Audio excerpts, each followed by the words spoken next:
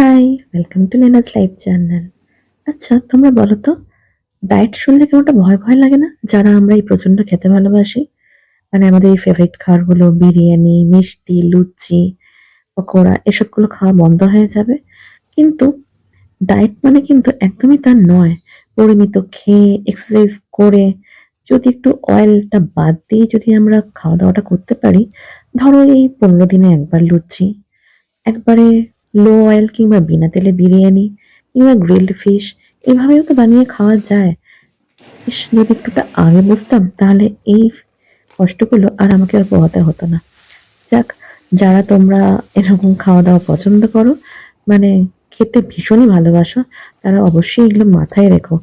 যদি একটু এইভাবে মেপে চোখে খাওয়া যায়, তাহলে সারা জীবন ধরে তোমরা যেগুলো ফেভারিট সেগুলো খেতে পারবে। নইলে কিন্তু এইভাবেই প্রেশার নিয়ে এইভাবে ওয়েটটা লস করতে হবে। কিন্তু আমি কোনো প্রেশার নিচ্ছি না আপাতত, কারণ 2 মাস হয়ে গেছে অলরেডি। আর আপডেটটা দিই যে আমি 72 থেকে আপাতত 66-এ পৌঁছে গিয়েছি। আর কিছুটা ওয়েট লস করলেই আমি পৌঁছে যাব আমার গন্তব্যস্থলে মোটামুটি।